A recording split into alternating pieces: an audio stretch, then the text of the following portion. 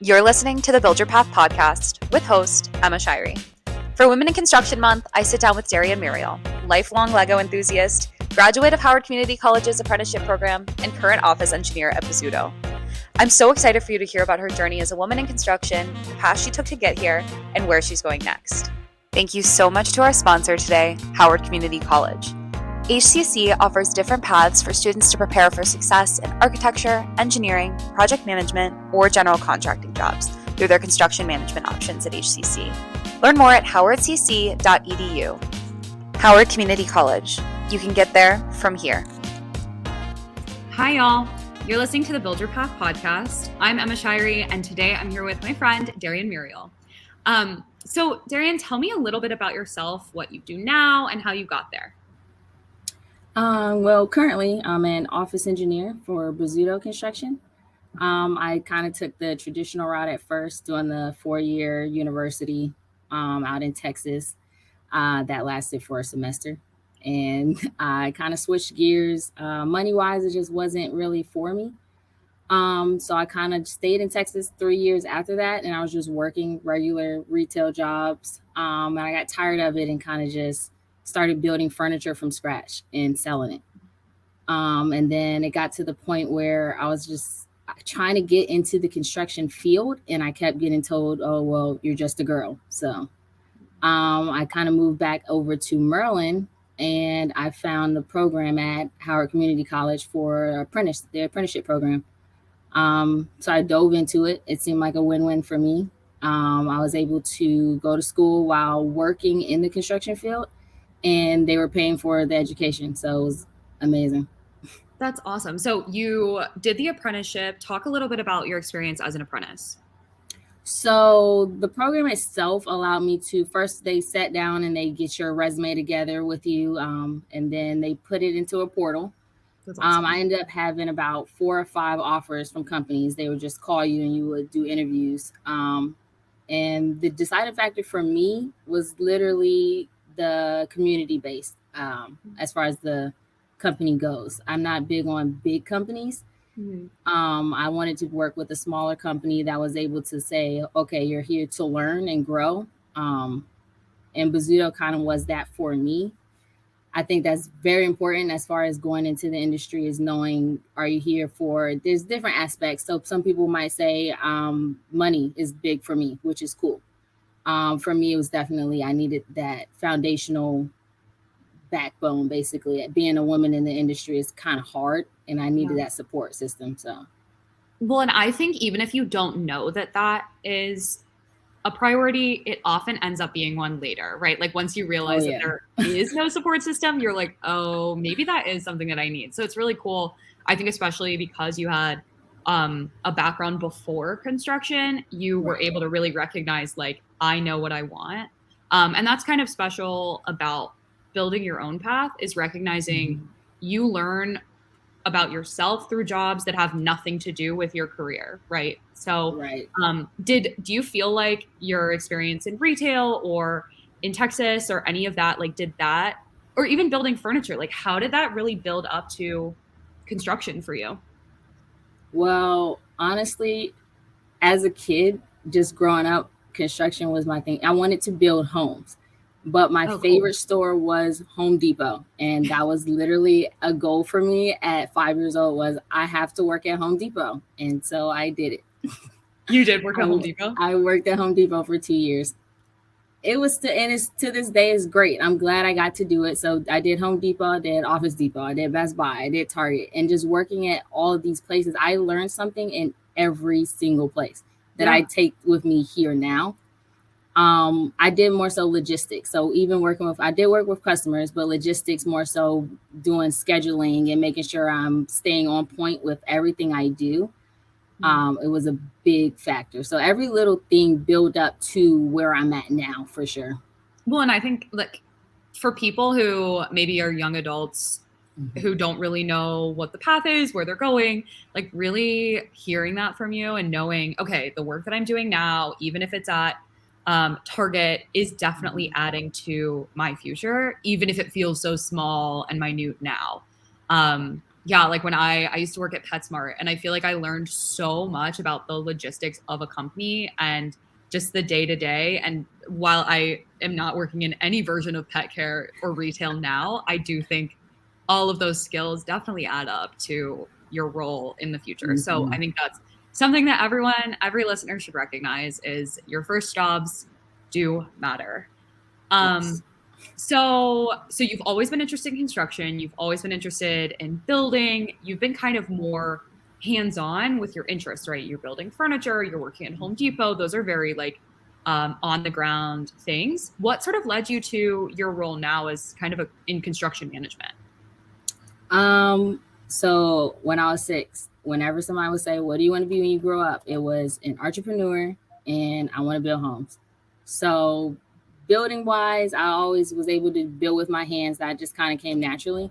The business aspect of construction is something that you definitely want to be in and actually learn. So I wanted to see a big scale of it because Bozzuto is more commercial based versus Mhm. residential, and knowing commercial is kind of breezing into residential is kind of an easier Yeah. switch.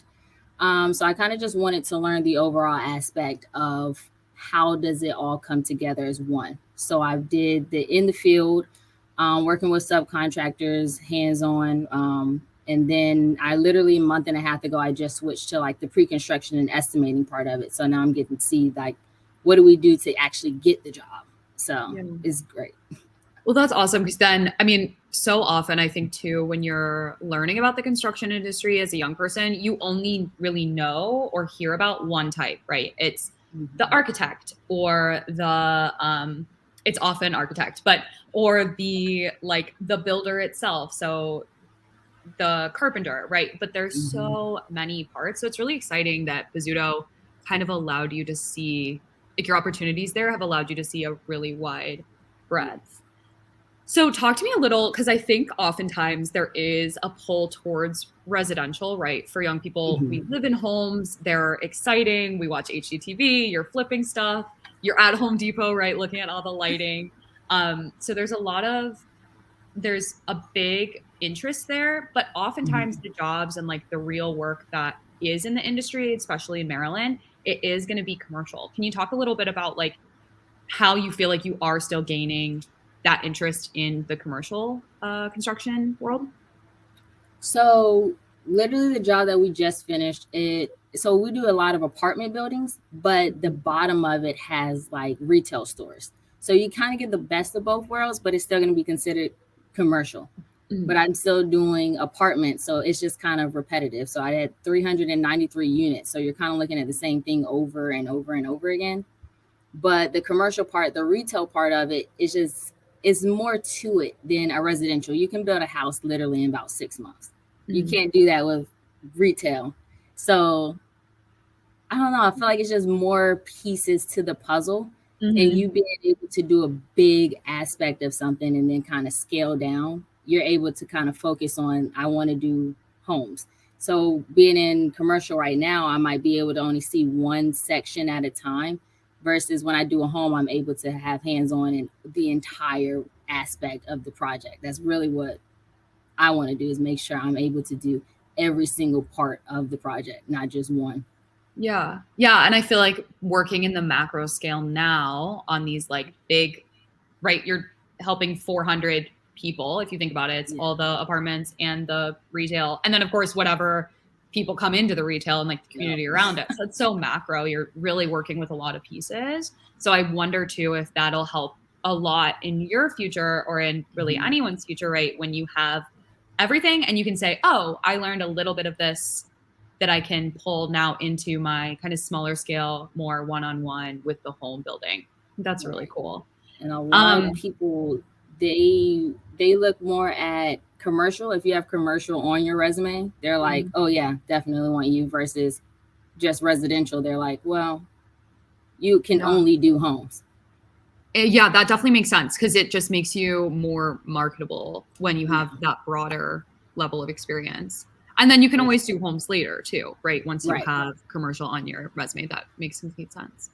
That's awesome. So, what in your day to day job now, you've only had this one for like a month and a half, you said, but what is it like for someone with your job? For the pre-con and estimating, we're more so we'll work with the owner and the architect. That's our main focus. Because you kind of look at it as an owner comes and says, I have this dream, this is what I want to do. They're going to hire the architect to get the design going. And then the owner's going to go, well, now I want somebody to build it. But they're not going to go to one person. They're going to look at maybe 5 or 10 different GCs, and we're one of those. So it's more so like we are basically doing an interview with this owner. So we're presenting them with the price for it. Well, we now have to go out to subcontractors and get pricing for each individual part, maybe the millwork, the plumbing, the electrical. We have to get pricing for each part, put it together in a package, and present that to the owner. So it's a lot of parts that go just to even getting the job. So that's kind of where I'm at now. I get bids in. We divide the trades up equally, and then we kind of just work with subcontractors, kind of get pricings for from a bunch of them, level it in the sense of making sure everybody's pricing the same scope of work. And then we get to choose, this is the sub we'll go with, this is the sub we'll go with this one, and present that to the owner. And we're just trying to get that job. That's so interesting, because that's a totally different aspect than like your apprenticeship, right? Like Yes. what kind of skills or things that you learned in your apprenticeship with Howard Community College do you feel like maybe brought you to this point or are helping you now? What sort of things came from that? So the program itself, I was able to work in the field. So I'm working hands-on with the scheduling part and seeing, okay, making sure this gets done today. This needs to be done by the end of the week.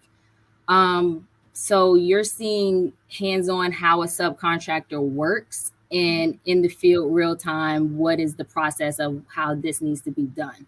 So when you're going and getting bids from subcontractors, there's more understanding in a sense of, hey, let's make sure that we add this in our scope of work and we're not missing this. So in the long run, we're not shorted out of money because we forgot different aspects. So literally they won't let us go into pre-construction until you've been in the field for a while, because you have that experience and then are able to give input versus you're just kind of in there and it's like, what's a hollow metal door? Or it's different things that you just kind of learn in the field versus being in pre-construction. Yeah, I feel like everything you've said really aligns with the fact that once you have the bigger idea, you're able to parse through it, right? You can start to do the estimating, you can start to think about budget and scheduling and timing when you already know what it means to be the person who's being budgeted, scheduled, timed out, like, so I think that that's really cool, is the steps in the industry that allow you to build yourself up with more knowledge and more even respect. So as a woman, do you feel supported and how is the work that you've kind of grown? Clearly you've grown this phenomenal career even so far. How has being a woman affected that? Ooh, you're literally we're probably 8% women in this industry right now. So on the ground, it's like a little bit more, but not by much. Yeah. Yeah. We literally, being in the field itself, I feel like it's harder as a woman because you're surrounded by men all day. So just from the cat calls and stuff like that, it gets hard. But having a good team, but like behind you, is kind of, that helps in that aspect. And then knowing how to approach different people. You're going to come across so many different personalities. There will be men that I come across that are more so like, I'm not listening to you because you're a woman. But then you have some that are like, oh, I'm going to listen to you because you are a woman. And yes, I'll do that for you. So it's kind of just knowing your crowd, really. Yeah. But my team itself, we literally grew as a family. We worked together for 2.5 years on the project, and they were literally my brothers and fathers on that site. I was the only girl on the team. So it was a big push even to get my own bathroom, but but you got it. Well, and yes, I think celebrating that, I love it. I think celebrating like the family that you can build. I mean, your main focus from the beginning was community. And so that's really special that you were able for the 2.5 years to kind of build that home for yourself. But it is tricky. It's hard to be when it's just you. I think it's difficult. And so the more women that we have in the industry, the kind of louder our voice is just inherently. So I think that that's kind of a special move too. What's your favorite part of your job, or like where you work, or just like the industry? Tell me the things that you are celebrating about it. Making something out of nothing. That's literally what I've always wanted to do. Building is literally like making something out of nothing. You start and you'll look back at the pictures just from it was I think we had an old Applebee's or something there. It was an old hotel or something. And now you look at this giant new building where you have many families living there, and it's the greatest feeling ever. I think the last project we did the Trader Joe's, the first Trader Joe's in PG County. And so we saw it on the news and everything, and you're just like, I played a role in that. It's awesome. Yeah, no, that's awesome. Is that your favorite like project you've been a part of? Yeah, so that's actually the only one I did with Bozzuto so far. Like that was there start to finish. It was a 3-year project, and then I switched and did the pre-con. So yeah, that's so cool, especially because you really were able to see the start to finish. And I think that that is a really special sort of why when it comes to the construction industry. We've been thinking a lot as like the Maryland Center. We've been thinking a lot about the why that is so important to our generation, that's so important to women, minorities in the industry. Like, why are we doing this, right? Sometimes it is money, right? Sometimes you have to recognize there is a career to be built in the industry, and that's so exciting. But I think for most of us, there's also a level of like, who am I helping? Like, what kind of organizations am I supporting? What like hospitals are we building? What Trader Joe's are we building, right? We might be helping someone get healthy food that didn't have that before, especially with food deserts and the way all of that works. So I think it's really special when you, in your job itself, can see the like before, during, after, why. Yes. Yeah. Literally growing up, my overall thing was building homes for people that actually need it. So Habitat for Humanity has always been like a big part of my life. I joined them as soon as I could, and I've been with them since. I love that's literally why I want to build homes. I want to take that abroad though. I want to do not just here, just abroad. So what is that future goal. Yeah, tell me a little bit about what you think like that would look like. What's your dream for that?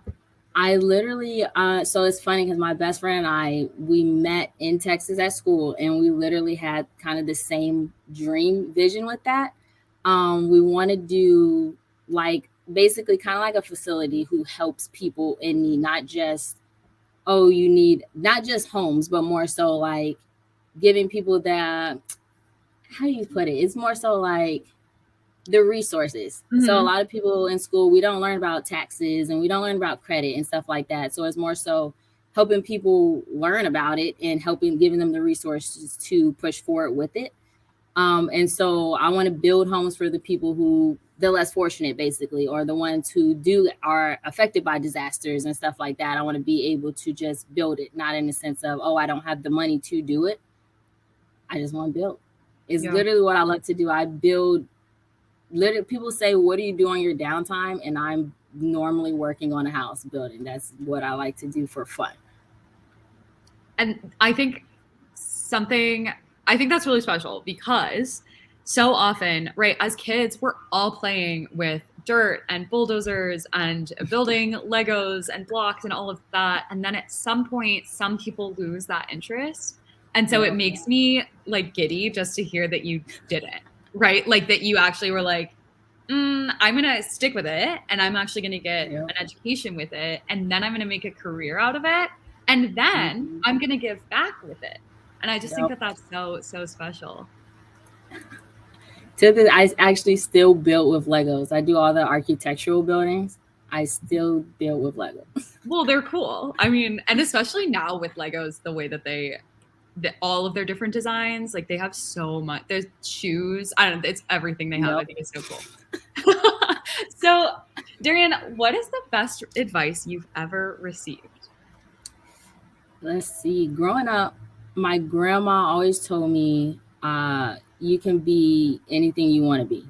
So that was really the one that kept me headstrong on, I'm going to build. regardless of how many people were like, well, boys do that. I kept going with, oh, well, my grandma said I could do it, so I'm going to do that. Getting into the industry, my superintendent told me there's always a way and anything is fixable. And that kept me going more so in a sense of I had a lot of doubt. I didn't want to mess up. And in construction, there is multiple ways to do things. So just because you do it one way doesn't make it wrong. It could be longer, it could be harder, but you'll still get to that same end result. And that definitely helped me in the sense of just try. I love it. So as we round it out, the first bit of advice is grandmas are always right. And then the second bit of advice that I want from you is, as a woman in construction, what advice do you have to other young people, specifically young women looking to enter the industry? Hold your own, for sure. Don't be afraid to use your voice. People are constantly going to tell you that what you have to say may not be right, or there's different ways of doing it. But make sure you speak up and definitely trust your gut with stuff. Awesome. Thank you so much, Darian. And again, this is the Build Your Path podcast. I'm your host, Emma, and we'll see you again next month. Feeling inspired and looking to build your own path? Visit buildyourpath.org or follow our socials. Get out there, dig in, and I'll see you soon for another episode of the Build Your Path podcast.